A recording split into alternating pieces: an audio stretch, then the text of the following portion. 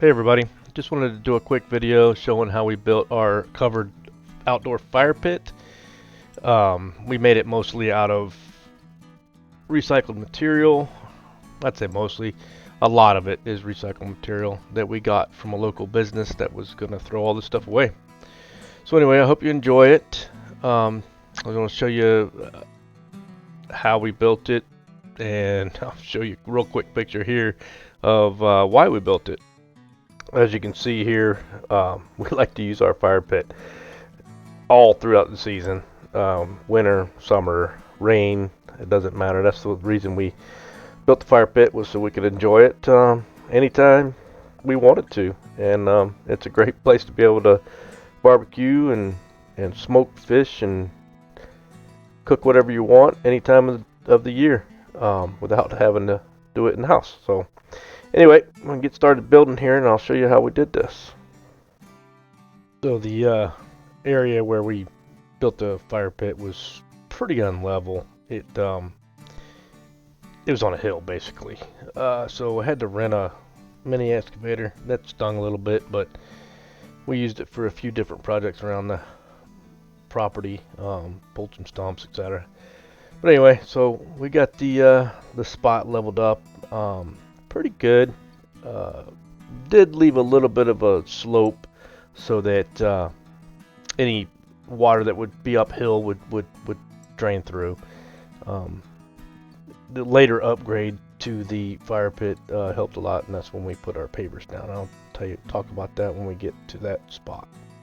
So here we're setting the 6x6 posts. Did have to go buy these. Nobody's giving these away. These are ground contact, the green ones. Kind of hard to come by, but they are, I think, 12 footers. So it's 8 feet above ground, about 4 feet in the ground. We did have to dig these holes by hand. Where we lived, the rocks are so prolific and they're so big. The post hole diggers just don't work. But so dug them by hand, about 4 feet down. I'm sure we didn't get all the way 4 feet on some of them. Had to cut the tops off, but we did get concrete filled in all the way to the top of the holes. And then we put the beams up around the top. This is the whole fire pit. It measures about 16 by 14 feet. These beams are part of a failed project, or an old project that never happened, that a local company was going to do. Is for basically for a dock. These beams are 4 by 12s, and they're creosote. They are as weatherproof as it comes. They are strong as they can be. So I was able to get those for free because they couldn't reuse them or use them because the project failed. So I got these from a company locally in town for free. I had a pretty good relationship with them. They were going to throw things away. They would call me, and I would go and pick up materials that otherwise would have been thrown away. Anyway, I'm glad I was able to rescue these beams from the junkyard or the dump. I can only imagine what they would cost. A fortune.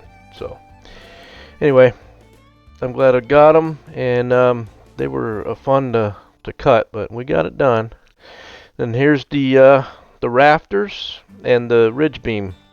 Now that ridge beam is a 4x10 and a 2x10 sandwiched together. The rafters are 2x8s, and a lot of those rafters I did get from a similar situation where they were going to get thrown away because they were not to whatever spec they should have been to. So I was able to get them, and the peak is about 13 feet to the top there. I wish I would have made the slope a little bit steeper, but it is what it is. And this is another view of the rafters going up. Did most of this myself. The beam I did get help for because that thing was heavy. But two of us were able to use ladders and get it up over the top. Here's a picture of the metal roof going on. Not the funnest project to do, especially when you try to do something by yourself. But I did get my brother-in-law and my nephew to help me with the tin. Anyway, it's just we have purlins going across. You can't see them, and then the rafters are 20-inch on center. The purlins are about 20 inches apart. They're 2x4s. I know a lot of people use 1x4s, but I was trying to make this thing pretty solid, and solid it is. It's been through a lot of really harsh snow winters, and it has come through with flying colors, and I haven't really had to do much to it. I've only swept the snow off of it a couple of times in the last 4 years that we've had it out there, but it's pretty solid. Here's a couple of pictures of our first iteration of the fire pit. This is called a keyhole fire pit. It's got the cooking section on one end and then the fire pit on the other. You basically build a fire in the fire pit part and kick coals underneath the other part where you cook. Worked good. We just didn't keep it very long because it took up a little bit too much space inside the floor area there. So here's a picture of us using it not long after we finished building it, and this went through a lot of evolution over time. We've added lights, we've added a floor, we've added all kinds of things, walls, but it continues to evolve, and every time we mess with it, it gets a little bit better. Well, here's a picture quite a bit later. This is when we had pavers on the floor. The pavers we got for free too. They were another failed project or whatever you want to call it, that they were going to get rid of them and throw them away. So we got, like, I believe it was 4 full pallets of these pavers. It made a huge difference on the floor. No more mud, you know, and breakup. But it made it really nice. And then this is pretty much the final, or the current iteration of the fire pit. We've added the smokehouse off to the right, which is a game changer. I mean, we've done so much cool stuff in there. The pig, if you haven't seen that video, I'll try to put it up on the top there. We roasted a whole pig in there. Came out great. We have a charcoal grill in there. We've got a pellet grill in there. We've got a stove, 3-burner stove in there. We use the fire pit almost every day. I love to cook outside. There's times when it's too cold to use.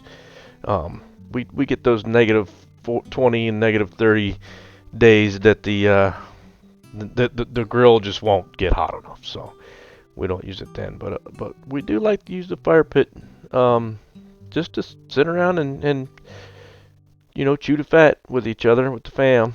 But this is pretty much the final version of the fire pit, and like I said, we use it year round and enjoy it. I appreciate y'all coming and watching the video, and let me know if this works, or I have another one I might do on the she shed. So if this video does well, then I'll do it again. I know the voiceover thing isn't everybody's favorite, but I didn't take video of these pre-YouTube channel. But anyway, if you're here this long, thanks for sticking around.